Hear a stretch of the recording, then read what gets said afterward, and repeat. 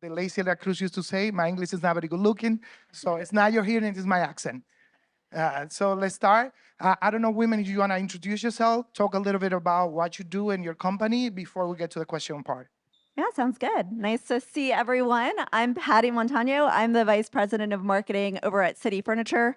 My background has always been in brand building. Started my career at P&G, went to PepsiCo, then moved to the entertainment industry at A&E Television Networks, and then moved into wine. So excited to be here. Nice to meet you, Victor. Thank you. Hi, everyone. Lynn Fischer, Chief Marketing Officer at XO. Have also spent most of my career in brand building, storytelling, working with agencies like WPP, but then also startup and technology companies, mainly in the mobility space, like City Bike and Lyft. And then prior to joining XO, a tech innovation hub in the Brooklyn Navy Yard called New Lab. Very interesting group. If you don't know about them, look them up. But XO is a private aviation company, and we're looking to revolutionize a legacy industry. So something that has been maybe not very modern. You would have to call a broker, get multiple quotes over multiple days. We've put all of this information on an app and a website so that making private aviation more accessible, more efficient, and more transparent, so that we can make it hopefully more sustainable and allow more people to use an elevated service like XO. And happy to be here. And we also, which I'll get to, have a shared private option between New York and South Florida that is just about the same amount as flying first class, but private terminal, elevated service, really a great option. Yeah. Yes. Hi, everyone. My name is Anna Grant. I am here from Sonos. I've been at the company for 9 years, and my accent's also a little bit funny. I'm originally from Australia, but I've been in the US for about 9 years now. So my career was actually originally in finance, then moved into the marketing space, a little bit more focused on the conversion marketing side of things, and then recently in the digital marketing space. So yeah, excited to be here today with such a great group of people. Look forward to meeting a lot of you today. What's me again? Um, my background has been mostly in luxury and fashion marketing. I've been in the space for 20 years. My accent is from Brooklyn, New York. And since relocating to Miami almost 2 years ago, I have just exited my last role, but really kind of enjoying the slower pace of Miami and learning about all of the special nuances of doing business in this particular market. Because I think a lot of my peers that are New York based, and I'll say we because I was one of them, greatly underappreciated how different this market is to what New York and the rest of the country is. So happy to be a part of Brand Innovators as always, and I'll do the least amount of talking. Great group of women. As we know for the latest global gender gap study, women leadership role have grown 43%, but it's still lacking behind. So my question to you all, and I want all of you to answer, in your respective fields, have you seen an increase in women in leadership? And how do you think the women perspective impacts innovation? So I think we've gone a long ways since the days of Mad Men, thankfully, but but we still have much Hopefully. further to go. I saw a recent stat that showed that 51% of CMOs are women, which is great, and that number continues to increase year over year.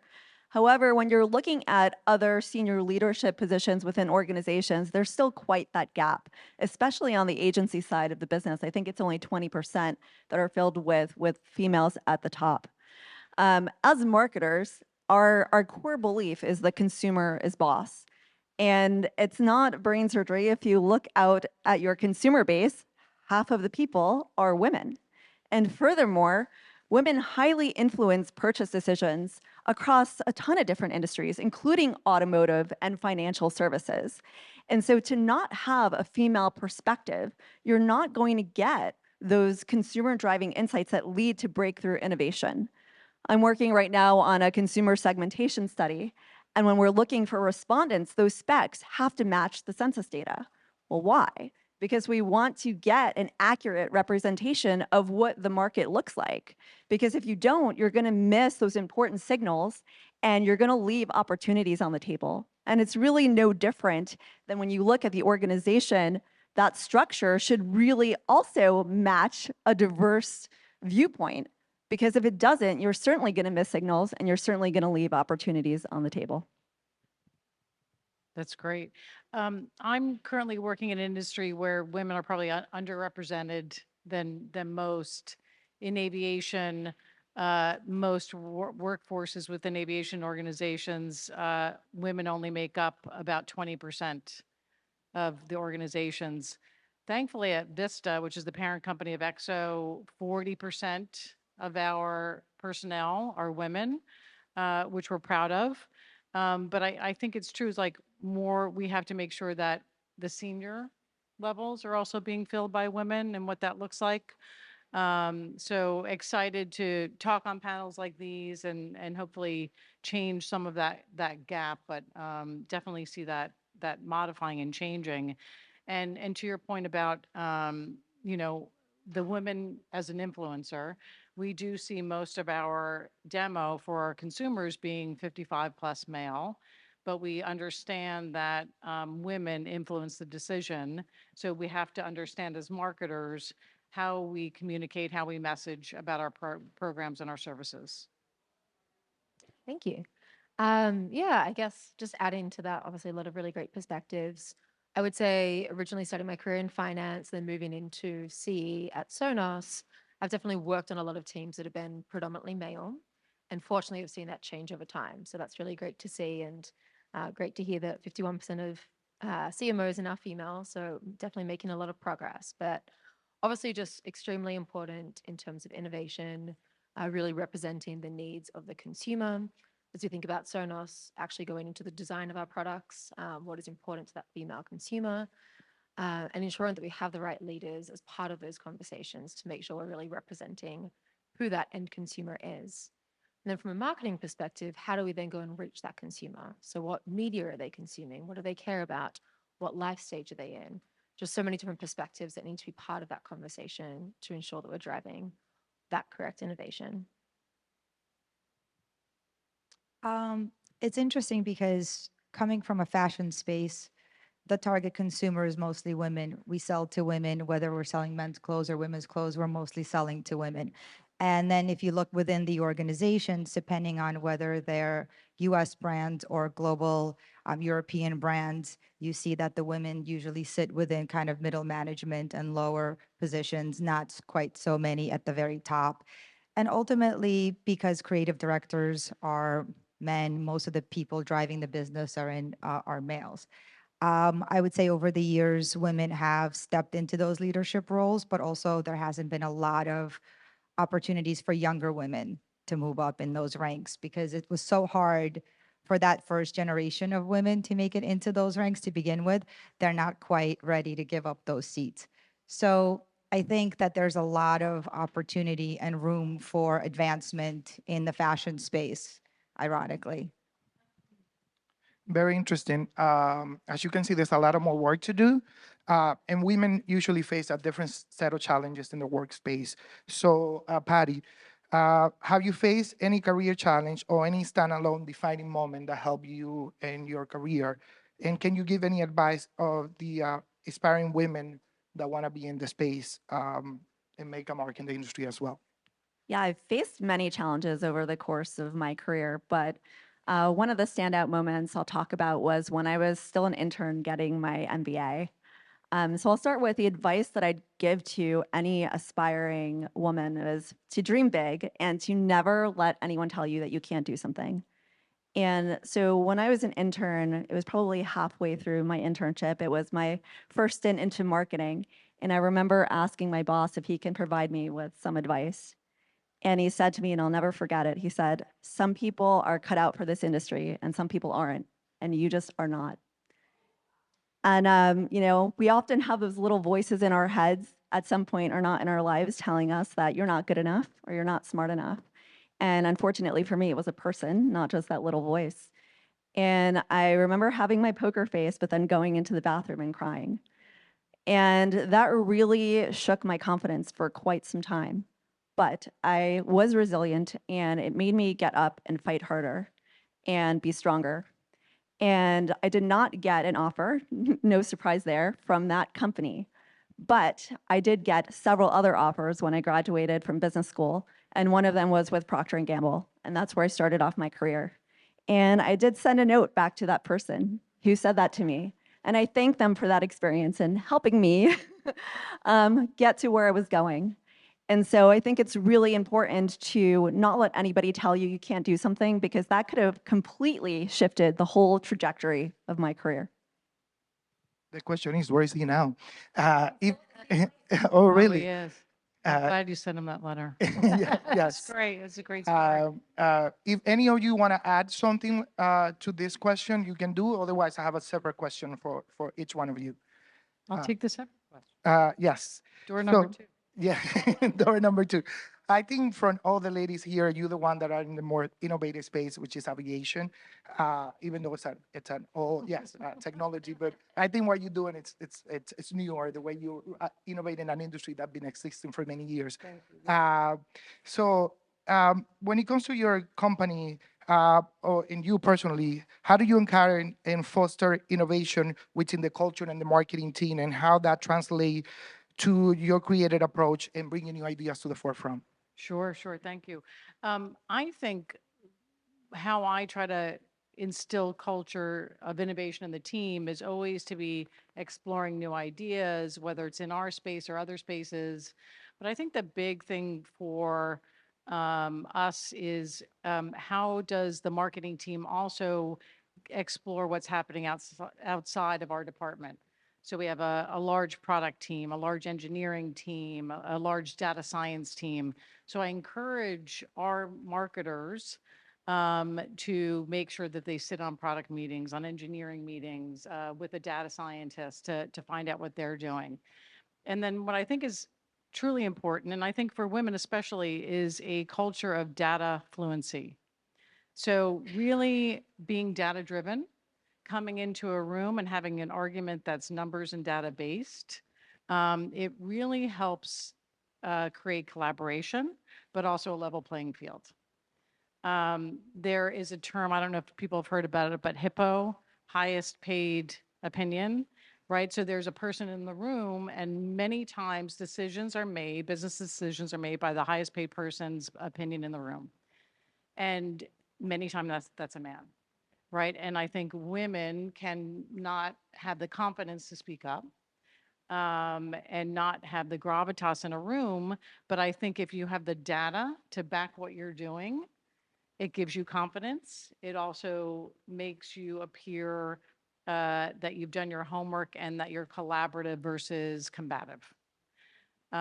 So I really try to structure a culture of data fluency by doing things like OKRs. I don't know if other teams use that, but objectives and key results. So what objective are we trying to meet, and what are the key results, and what's the data behind it to get us there?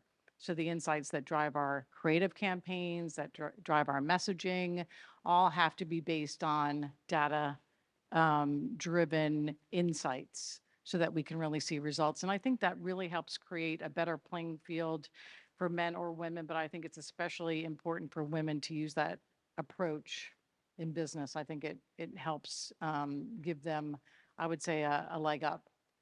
Knowledge is power. If you bring knowledge to the table, everybody will listen. Yeah. Anna, according to McKinsey, women leaders are more likely than men to support employee well-being and foster inclusion and be more empathetic. You are carrying a baby, and women are the ones that have to think about maternity leave and have to make those adjustments usually. So in the context of supporting women, what are the key cultures, company changes needed to create inclusive environment to provide women with the necessary support, mentorship, and opportunity to thrive in the workspace?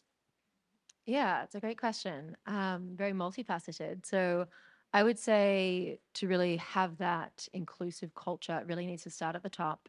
and be embraced not only by the executive leaders, but also really all leaders within the org, and have it a big part of the company culture, ethos, reflected in the behaviors that everyone strives to act with. Um, and at Sonos, they've really been very, very focused on DEI, and we've had a ton of external perspectives come and chat to all employees, and happens on a regular basis. So we can just collaborate on it, talk openly, honestly, and learn from a ton of very intelligent people in the space, talk about reducing bias, talk about allyship, and how we can all work together better to foster that inclusivity for underrepresented groups, for women specifically.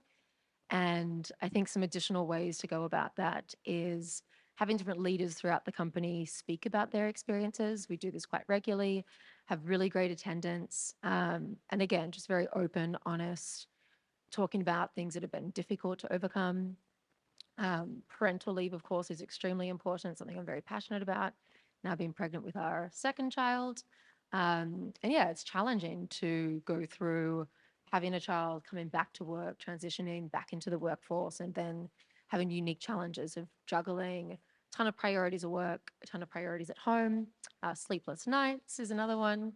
So just having that kind of empathy is very important. And again, starting with like the leaders across the org, that's very important.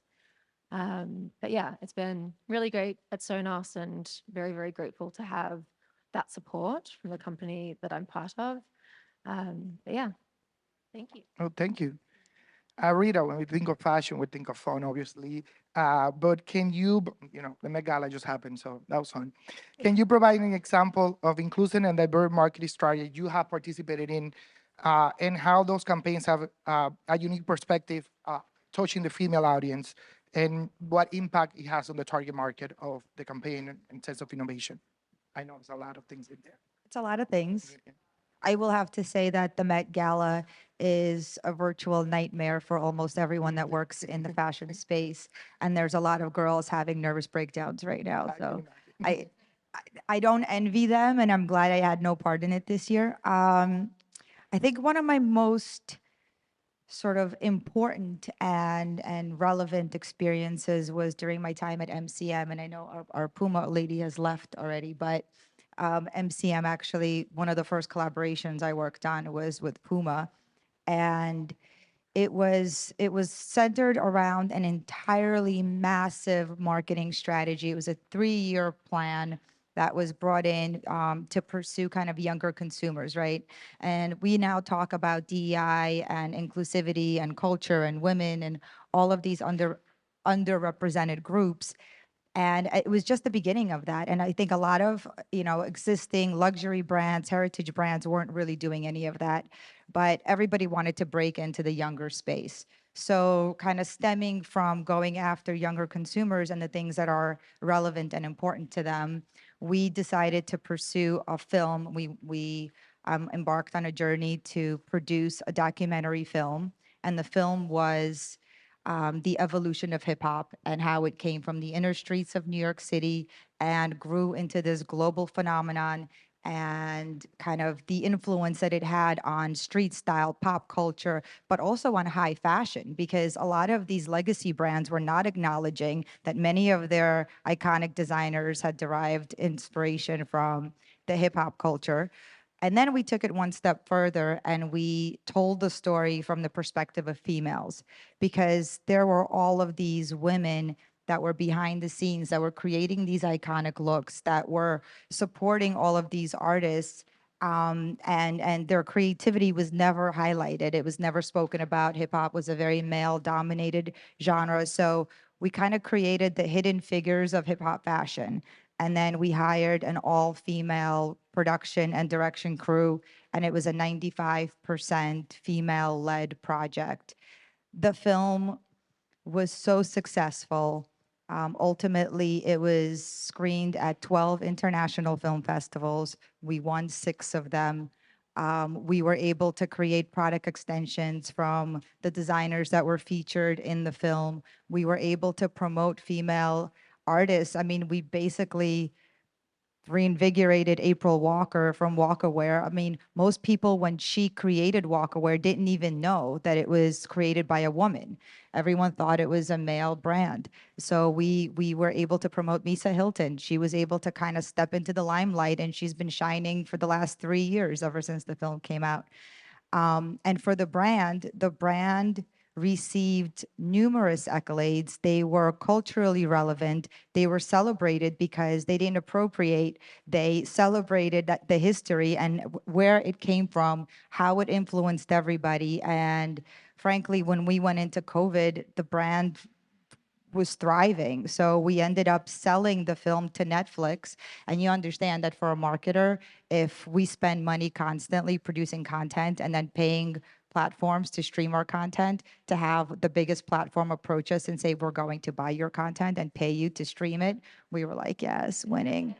So the brand benefited, the people benefited, and the people that were featured in the film are still benefiting. So. Oh, that's a great story. That's a great success story. This is a question for all of you. We know mentorship is important. According to a KPMG study, 28% of women cited mentorship as one of the most influential factors in advancing their career. So, how do the mentorship opportunity or networking have played a role in your career growth? And what advice do you have for other women that want to be in the marketing space, how they expand their network and get a good a mentorship relationship? Man, I wish I had a mentor during my internship. I've had many incredible mentors over the course of my career. And if you think back about your teenage years, maybe there was a coach or a teacher who really supported you, who told you you can be anything. And I think that's what a mentor is. It's a personal confidant, someone that you can trust, someone that you can be vulnerable with, someone that you know is going to support you and you can ask questions to that you might not feel comfortable asking your boss or another senior leader in the organization. And that has really helped me, even just to brainstorm different ideas and go back and forth. I'm new to the retail industry. I've only been working at Citi for about 7 or 8 months now. And so even talking to cross-functional partners and trying to learn the merchandising side of the business has been really helpful. And mentors don't always have to be people who are more senior than you. I can learn something from just about anyone. And even going to a more junior person in our merchandising team has been helpful. So I think being open-minded and finding the right fit. Not everybody's going to be the right fit for you. Somebody that you have that rapport with can really help you throughout the course of your career. And it's no different than when you were a kid as to when you're an adult. And people really leave a mark on your life. And, that's personal as well as in your career. So Thank you. thank you. That's great. No, it is important, I think, to seek out a mentor. I probably wasn't as great about that younger in my career, but when I look at it now, I think it's important. And I'm happy that I now have mentees, people that have come to me that I spend time with that has become both informal and formal. And maybe top of mind for me now too, and not just mentorship, is hiring, making sure that we get women in the door in the first place to mentor. And it's top of mind because we're hiring right now. And some of the things that I'm thinking about and that I've thought about in other roles is how do we make sure that we get the right applicants? So we are at Lyft, we did things like gender decoding, right? To look at the bias of how you write job descriptions. And I was surprised, even as a woman in writing it, some of the content that was included was biased to one gender or the other. And then the other is, and I think we all fall into this, creating a short list when you're looking for a candidate. And many times, if it's been a male dominated role or field, the short list is men because they are the ones in those job positions now. So I encourage everyone, and I'm looking to do this myself, is expand the short list, make it a longer list in the beginning and interview and review people that maybe don't hold that role and that might be good for the role but aren't in that specific job today, to make sure that you're getting a diverse set of candidates for the role. So that's how I'm thinking about kind of mentorship and interviewing today. It started the hiring process, so that's good. Awesome. Yeah. I think I've benefited a lot from mentorship throughout my career and particularly changing careers and changing roles several times. I think a lot of my mentors originally were formed more organically. And coming back to what you were saying in terms of people who you trust, who you have rapport with, who you can be open with, who you know have your back. I think that's really important to find and kind of foster those relationships.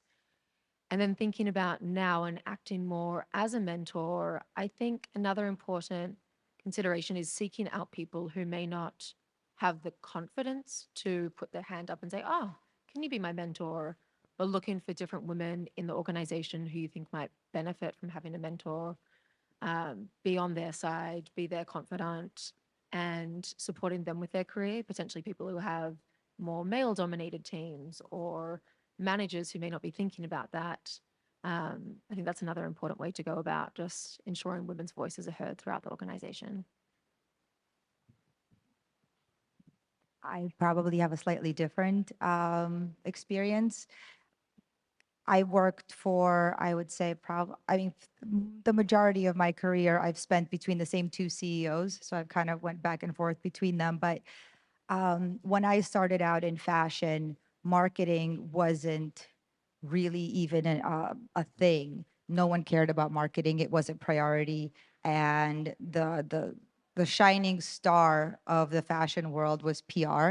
And those jobs were dedicated to people who came from a certain pedigree or certain background and a certain family. And I'm, an immigrant from the Ukraine with no special pedigree, no family name, none of these things. And I'm coming in on top of it as a marketer, which is like the redheaded stepchild of the fashion industry. So, I really had to kind of pave my own way. And I've had bosses who have said some insane things to me. And I think what got me through the earlier part of my career was The Devil Wears Prada, because I used to sit on the bus for 3 hours reading The Devil Wears Prada. And I'm like, oh my God, this is a thing. It's not just me. I'm not the only one crying in the bathroom. And now, having gone through 20 years of it and watched the evolution of marketing to now being the main thing, now everyone paying attention, even through the iteration of performance marketing being like the holy grail, and now everybody suddenly waking up and realizing that brand marketing might be more important. Performance is fantastic. It just won't work as well without the brand equity part of it. So what I'm doing is I'm kind of being really honest with the people that work for me and the kids that I hire and kids in all the other departments, because marketing is one of those departments that touches everything. We talk to everybody. We talk to the CEO, the CFO, operations, analytics. There isn't anyone within the organization, not even the mailroom, that doesn't know who the marketing department is. And so any one of those people that needs any kind of advice, any feedback, I'm always kind of willing to tell them the real hard truth about what it is. And I think that that's something that goes a long way, because everyone always tries to PR it and everybody wants to say, oh, everything's perfect. You're going to be great. And it's not always the case. And sometimes you need to say, listen, you need to do better. Like mediocrity is not an option. So I think that as long as we're open and we're being supportive of everyone that's talented and wants to succeed, give them the opportunity to shine, give people responsibilities, and allow them to sink or swim.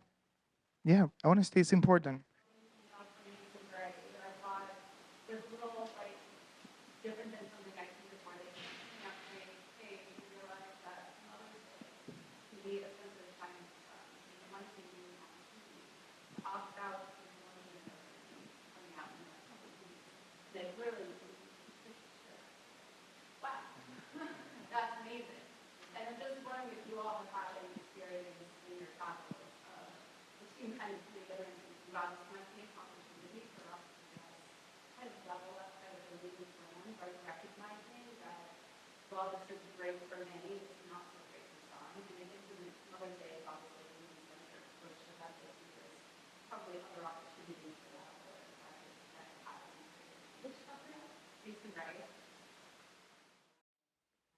We're all taking notes. We're like, that's a good idea.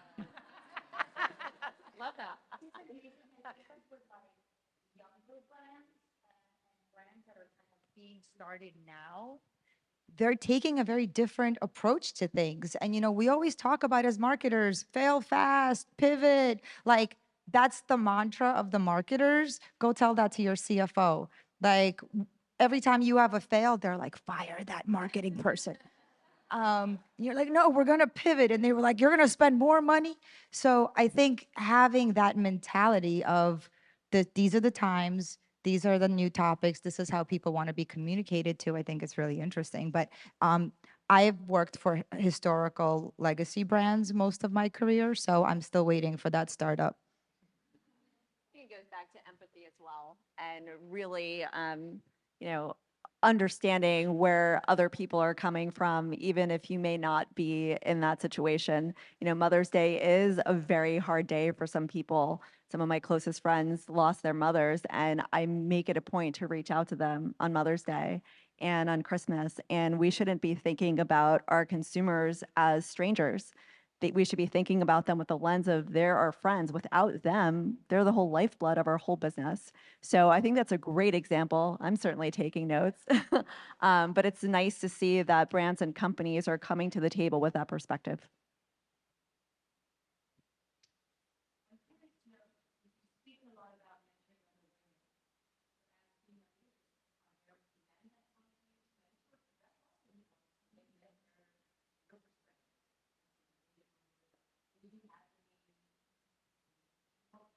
That's where I was coming from. I don't think it's just about mentoring women. It's nice. And I think that maybe in the past, women saw each other more as competition. So they weren't as eager to mentor other women. And so I think as long as you kind of level the playing field, and like the guys deserve mentoring too. And frankly, like there's a lot of things that a woman leader can teach them that maybe, someone else doesn't have that experience. So yeah, I have a lot of guys that I've worked with that still call me, and I help them any chance I get. No, I would agree. I mean, I've have people that I've mentored, male and female. I've also had men that report to me say they prefer to work for women, which is nice to hear. Maybe they've had good experience. Okay, good.